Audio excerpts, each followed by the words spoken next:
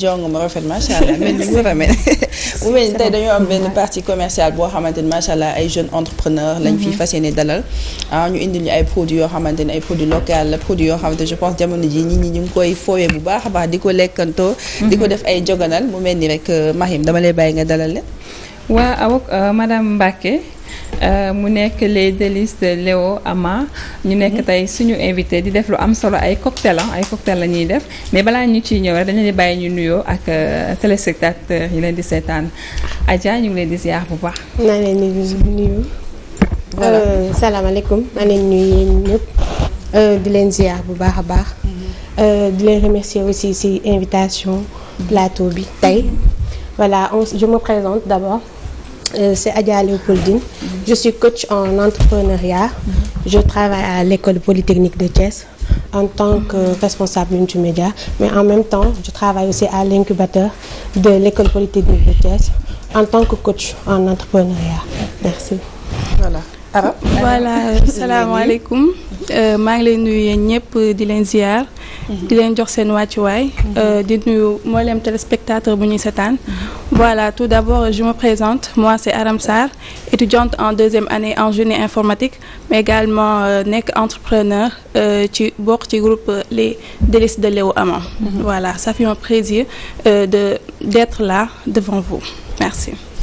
voilà mi ngi noonu xanaa dañu daal dugg dans le vif du sujet Mariam waxtaanee produits yi ñu indil tey. waaw produits yi ñu indil tey mu nekk ay coco yoo xamante ne rek ay cocktail la ñu ngi ko mélangé bu si nekk am lu mu àndal bii ananas bi coco ananas la bii coco menthe bi coco buy coco ditax lépp mi ngi ci. donc dañ leen di bàyyi rek ñu présenté ñu ko alors d'abord li leen di njëkk a laaj mooy fan la idée bi fan la commencé. D'accord, je peux prendre le relais. D'accord, idée bi mi ngi commencé ci Adjami parce que puisque man depuis bas âge je travaille avec ma mère vu elle m'a inspirée c'est la gérante de son propre entreprise c'est une technicienne en agroalimentaire Dabalo donc moi depuis bas âge je travaille dans son propre entreprise voilà ci entreprise am nga doon liggéey. waaw ci entreprise am laa doon liggéey ba ma nekk xel donc j'ai pas mal d'expérience de pratique dans ce domaine ba ñuy dem di dem après mu incubé Soxna Adja ñuy incubé léegi ñuy toog di waxtaan mu ni pourquoi pas Aram nga ñëw ñu créer suñu propre GIE ñuy yëngu ci wàllum coco puisque yow am nga ci quelques notions am nga ci xam-xam ci pratique bi donc ma ñëw def comme genre renforcement de pratique comme sama yaay jàngal na ma ko et tout ça ma ñëw ñu débuté on a débuté avec une somme de 15 000 francs seulement 15 000 francs ñu dem def suñuy achat dem marché jënd suñuy coco defar suñuy emballage ñu ñëw defar on a commencé avec seulement deux variétés coco lait coco gingembre mooy yi ñuy gis yu bari léegi lu ñuy gën di dem nit ñi di ko bëgg nit ñi di ko apprécier fu nekk ñu ñuy woo ñu ni voilà dafa neex dee leen yokk commandé tout ça lu ñuy dem di dem ñuy gën a am innovation xel bi di gën a ñëw ci la ñu créé coco menthe ñëw coco ananas ñëw coco choco ñëw ak yeneen variété daal mën naa ni loolu la demee macha allah voilà effectivement comme elle l'a dit ça s'est passé comme ça donc comme l'école polytechnique de Thiès déjà de façon générale dafay def bu baax ci volet social donc on avait fait un séminaire léegi séminaire boobu on voulait accompagner les femmes davantage pour ñu mën a am seen autonomie mën a am ay liggéey léegi on avait choisi sa maman comme par hasard mu développer benn volet transformation fruits et légumes léegi au sortir de la formation donc on les a appelées elles sont revenues il y avait beaucoup de femmes yoo xamante ne ils nous faisaient des retours naan ñu voilà per diem yi ngeen ñu jox moom la ñu jël basé ci pour def ci ay production et tout donc ma neen leen léegi pourquoi pas yéen vous allez vous constituer en GIE donc l'école polytechnique à travers l'incubateur va vous accompagner ngeen mën a vraiment gën a fësal seen produits yi gën ko vraiment vulgariser et tout et vraiment ñoom aussi ñu nekkoon ci vraiment elle et Ama aussi ñu sawar ci lool vraiment amoon ci benn enthousiasme et tout dafay commencer def ay parfums ay variétés chocolat bi dugg ananas di tax dem nañ ba léegi ñu ngi ci ay kii sax nan ngeen di def ba xam ndax produit yi ngeen di mélanger ak maanaam ananas bi di dax bi menthe bi nan ngeen di def ba xam ànd na waaw nan ngeen di def ba xam ànd na voilà xam nga dafa am ay nectar de fruits y a des nectars donc yow boo xamee ne déjà coco la base coco la coco li mu àndal dafa bëri déjà yow booy defar jus rek da nga ci sànni sa sànni tuuti essence coco mu nekk loo xamante ni loo ko jox mën na la ko delloo tey ji boo ko jëlee nga mélanger ko ak di ginger je prends juste l'exemple gingembre li mu lay jox yow tu as plus le goût du gingembre que le goût coco bi donc mu nekk déjà loolu c'était la base parce que la base nit ñi loolu lañu xamoon transformation boo ko daan dégg soit tu mélanges le coco ak nu mu tudd sax gingembre wala meew donc nous on a essayé vraiment d'apporter benn touche d'innovation moom mooy ñu essayer di def ay recherche di xool nectar yi di xool production yi lan ak lan ñoo war a mën a ànd déjà quand tu prends l'exemple de coco buy gingembre was buy gingembre xam nga am na donc was buy gingembre danga koy dem di ko jëndi y a des gens yoo xam te ne peut-être mënuñoo dem ba foofu peut-être ils sont ci seen bureau yi et tout léegi nous on s'est dit buy ànd naag coco ànd naag gingembre donc pourquoi pas faire le mélange voilà des fois da ngay gis ku la woo téléphone ne la dama am ay maux de gorge et cetera ne la dama bëgg nga joxal ma buy gingembre wala nga defal ma was buy gingembre et cetera donc tu le fais nga jox ko wala gingembre tout court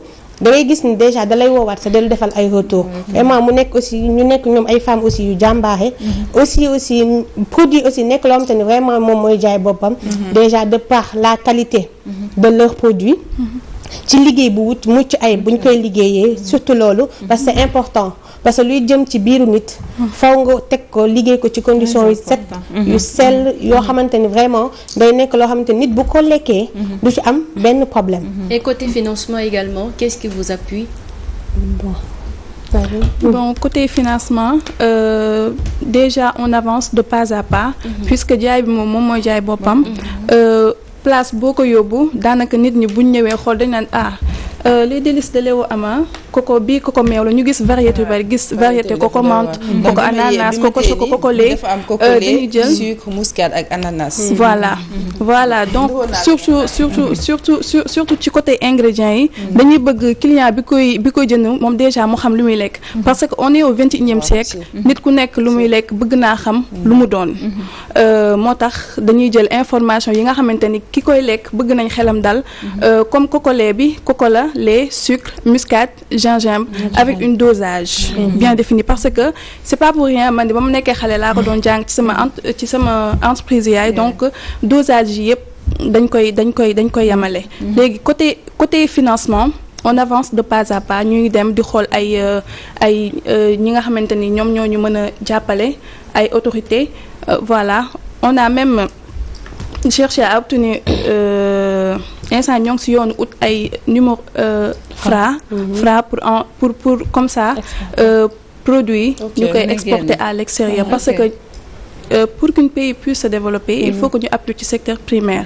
muy agroalimentaire voilà te Sénégal dafa nekk dëkk boo xamante ni am nañ ay matières premières alors pourquoi pas ñu exploiter ko ñëw ci produits locaux yi voilà loolu laa la doon bëgg a wax sax genre tout à l'heure on parlait de financement naka ngeen def seen début naka la demee ak tey jii peut-être fan ngeen ak bon c'était pas facile on a débuté avec une somme de 15 000 francs dugg ci marché bi dem si coco yi produit brut ñu jël coco dem peese suñu gingembre mais xam na dafa tooy nan ngeen di def ba chercher ko mu wow et que aussi tonnage bi ñaata temps la mën a durer ci chercher bi c'est pas facile mais liñ naan métier boo si dugg na fekk nga jàng ko ba xam ko ñu dañoo dem def suñuy recherche jàng ko dem xool ci professionnel ci ku ñu mel ni sama yaay moom professionnel dem nañ jël si moom ay conseils demaat feneen ñu dem on est parti sur notre propre moyen 15 000 francs voilà dem marché jënd suñuy coco dugg fii génn fii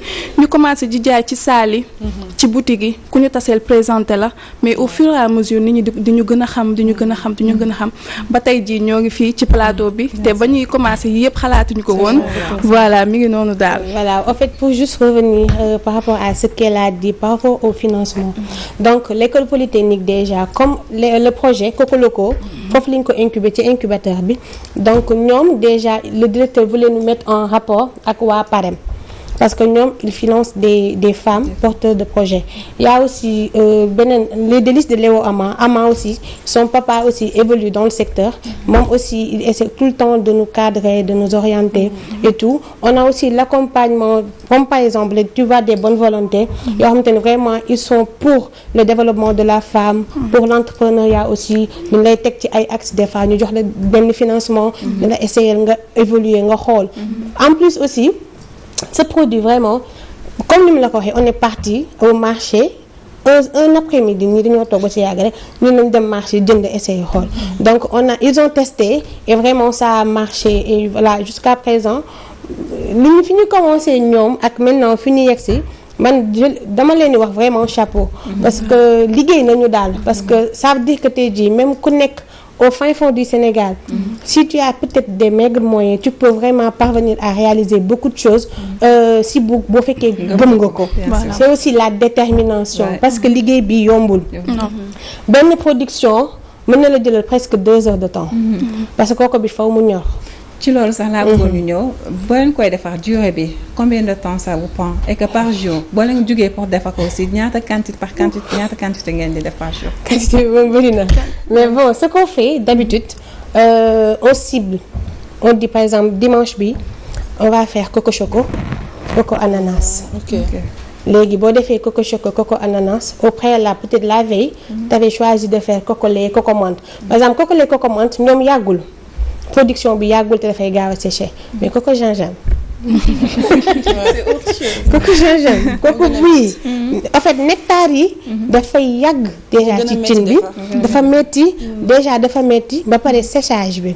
y a aussi des machines heureusement déshydrateurs yoo xamante ne vraiment da lay permettre nga mën a sécher ko ci lu gaaw. ñaanal leen ni ñu am ci nga xamante ne au moins dootuñu sonnati parce que ils sont obligés parce que plus. Conservation bi li tax muy gën a yàgg plus produit bi c'est sec c'est sèche plus muy gën a yàgg conservation donc séchage bi c'est très important c'est la base au fait parce que bu wowul rek day gaaw a yàqu mais bu xasee ba wow moom teneur bi moom vraiment conservation bi mën na dem jusqu'à 1 ou 2 mois maximum sax mais nous on préfère vraiment bu demee benn période bi 2 semaines 3 semaines ñun dañuy def production tout le temps parce que du ñu bëgg di am rupture parce que des fois il y a une forte demande qui est là moom tamit da nga ko war a satisfaire donc du coup pas léegi dañuy dem ba benn produit ngay defar peut-être par jour. en tout cas demande bi Mariam faaw mu forte parce que ñoom dañoo innover yëf yi. man avant dama daan gis coco yoo xam dafay ànd ak jinjeer mais coco bu am choco. coco bu am da ngay bëgg chocolat di nga ci mën a laaj. coco bu am menthe. coco bu am ananas. xam nga ni lii yëf yi faaw mu. en fait coco choco bi sax en fait anti stress la antidépresseur. voilà lii boo coco chocolat bi moom da ngeen di dem jàkkaarloo géej gi. non après vous allez comprendre à consommer moom vraiment sans modération. voilà en tant que jeune entrepreneur xëy na ban conseil ngeen mën a jox seen morom yi nga xamante ñoom ñu ngi si yoon bëgg liggéey te xamuñu naka la ñu war a def wala amuñu repère.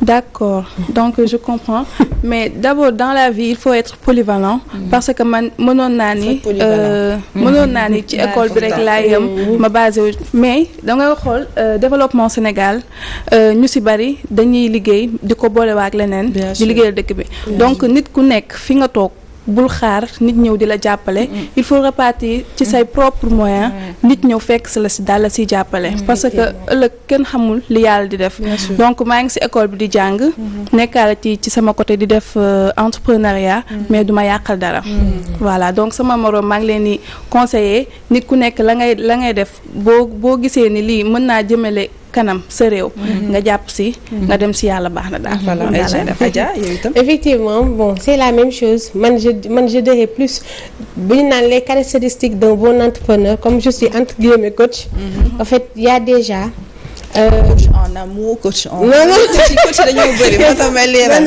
coach si lan je suis coach en entrepreneuriat on est en train de former et d'incuber des projets au sein de l'école polytechnique. En fait, il y a un incubateur boo ko déggee mooy loo xamante ni par exemple comme genre nen bu ñu dugal ci benn je sais pas benn case bàyyi ko mu tàng ba mu jug ba éclore. Donc en fait notre rôle c'est ça. En réalité dañuy incuber ay projets ànd ak ñoom ba ñu màgg ba mën a demal seen bopp. Donc en tant que coach on te dit tout le temps que boo jëlee par exemple les caractéristiques d'un bon entrepreneur on dit que da nga war a am fit déjà. base. Déterminé surtout. En plus aussi tu dois avoir le sens de l'écoute. Parce que y a beaucoup de choses yoo xamante ne tey les retours yi la nit ñi di def. ñoom ñoo lay permettre yow nga mën a parfaire ce produit. Donc il faut aussi bul ne lii laa def rek nga figé. Non il faut pas être figé. À chaque fois il faut savoir innover. Aussi bañ a aussi dëgër bopp. wala nga bañ a avancer. di def yenn ñi. comprendre nga. En fait à chaque fois l'objectif déjà c'est nga gëm sa bopp. gëm sa projet. base bi. bul déglu. parce que tey jii boo dégloo. da ngay dina dem ak du dem non yow fonce. neen day dem fonce déjà ñii c'est la preuve palpable que ni boo gëmee benn mbir. tu peux vraiment réussir. ce projet boobu ba pare avancer. parce que au début c'était quelque chose de fun pour eux. loolu nañ ko jàppee woon et tout. après. mu ngi nii tey li mu leen jural.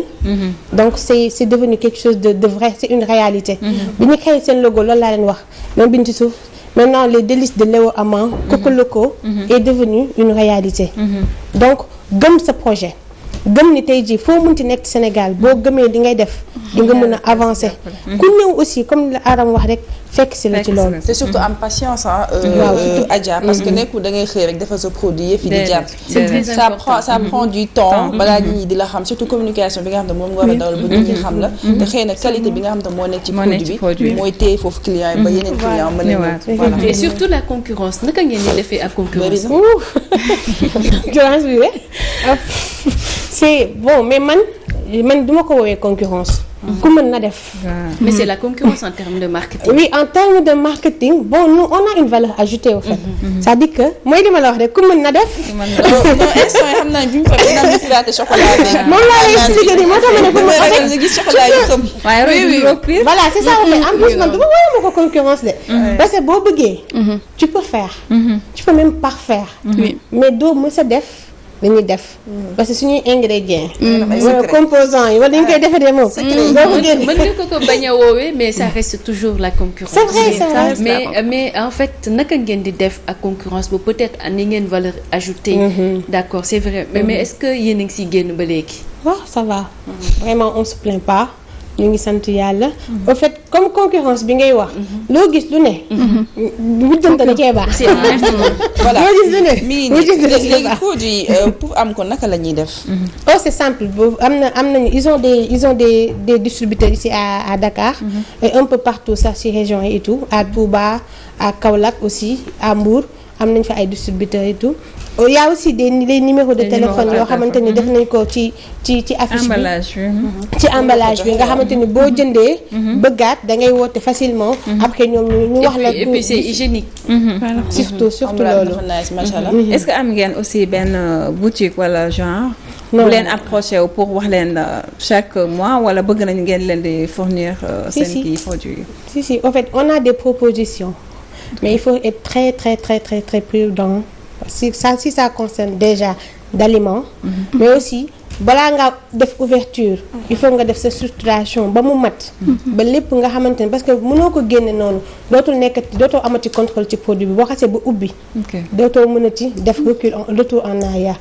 donc actuellement nii ñu ngi ci benn phase d'accélération certes et tout. mais bu ñu demee ba toll ci ubbeeku carrément.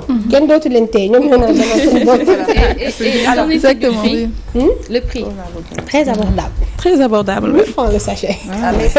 très abordable. xanaa ñu bàyyi la nga jox numéro yi rek comme ça képp ku ci bëgg téléspectateurs yi ñu seetaan nga xamante ni jamono ji bëgg nañ ci.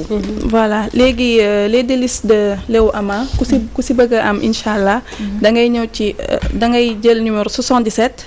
180 79. 22 ou bien sur 77 675 46 74 voilà merci beaucoup en tout cas amoon na solo merci Aram merci à Adja xanaa ñu bàyyi leen tàggatoo. merci beaucoup vraiment kontaan trop déjà ci accueil bi ci plateau bi et tout vraiment di remercier aussi ñi indi di remercier aussi yaayam parce que moom moo ñu jàngal moom moo ñu defal formation bi y a aussi Ama qui vient d'arriver malheureusement dafa tardé moom aussi Léo Ama c'est elle au fait c'est elle donc dafa tardé ñëw elle est venue en retard ñu ngi koy remercier aussi bu baax a baax di ko jaajëfal vraiment di leen remercier aussi ci plateau di leen ñaanal aussi bu baax télé bi jëm ci kanam di remercier papa maman tout le monde merci. Oui, voilà maa ngi leen di remercier bu baax di leen jaajëfal ci accueil bi et tout ça voilà kontaan nañ bu baax a baax ci ouverture yi ngeen ñëw yaatal ñu franchement kontaan nañ bu baax a baax di leen jox dig daje incha allah la prochaine fois xam naa bientôt dina ñëwaat. waaw bu ñu déggee yooyu noonu en tout cas kontaan nañu bu baax a baax si yéen Aram ak Adja ñun lii lañ soxla ay jeunes entrepreneurs yoo xamante ni xaaruñu réew mi di des si ñoom mais au contraire ñoom ñooy def ci réew mi ngir sukkali li nga xam te moom mooy réew mi ndax jamono ji réew mi foofu la tolla ñii dañuy am liggéey suñu wàccee di def leneen Safi bu paree day def leneen Awa bu paree day def leneen Marème tamit pareil donc foofu la réew mi toll ñu jaajëfal leen bu baax a baax. waaw Awa aussi il faut bien préciser que seen base c'est à Thiès Mbour bu baax bi. bu baax bi waaw bu baax bi mais en fait on a des distributeurs aussi parce que boo waxee loolu distributeur dañu may mere. voilà loolu la wax sax distributeur yi ngi fépp. voilà li ñu fépp daal seen pirate yi quoi ñu firaat leen dem def sachet bu weex. bu baax bi voilà merci beaucoup amoon na solo tàppale mu mel ni dañuy daal jëli benn page tube ñëwaat.